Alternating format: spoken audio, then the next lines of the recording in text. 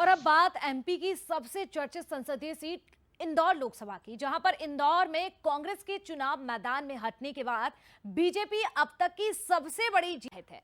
BJP का focus देश भर में सबसे ज्यादा रिकॉर्ड वोटों से जीतने पर है। लेकिन क्या यह संभव है? इस रिपोर्ट में आप समझिए।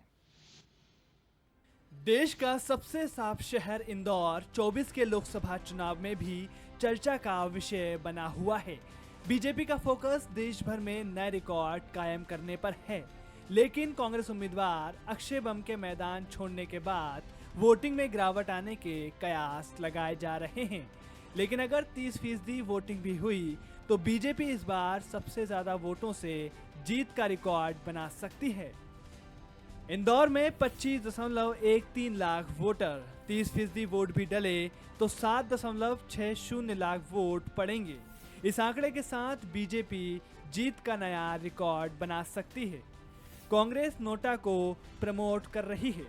2014 में नोटा को मिले थे 0.28% वोट और 2019 में 0.21% वोट नोटा को डाले गए। कांग्रेस प्रदेश अध्यक्ष वोटरों से नोटा दबाने की अपील कर रहे हैं, तो बीजेपी देश भर में नए रिकॉर्ड गढ़ने के लिए कॉन्फिडेंट नजर आ रही है। हम ये भी नहीं कहेंगे कि बहिष्कार करो चुनाव का, ये हमारी लाइन नहीं हो सकती। हम लोकतांत्रिक लोग हैं, पर यह जरूर है कि नोटा का ऑप्शन है इस शहर में। आपने कहा था 8 लाख से जीतेंगे, तो क्या वो और रहा, अब आसान हो गई, उसी तरह बढ़ रही? निश्चित रूप से 10 के आसपास जाएंगे हम लोग। टारगेट ऐसा हम किसी टारगेट की ओर नहीं है। माननीय मोदी जी के नेतृत्व में इंदौर एक ऐतिहासिक जीत हासिल करेगा और इंदौर के एक सशक्त हस्ताक्षर के रूप में हमारे लोकसभा के प्रत्याशी सांसद बन के इंदौर की आवाज उस सदन में उठाएंगे शंकर लालवानी जी।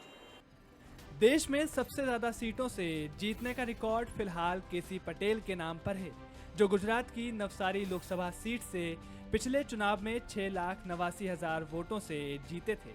इंदौर के शंकर लालवानी भी पिछले चुनाव में 5,47,000 वोटों से जीत चुके हैं।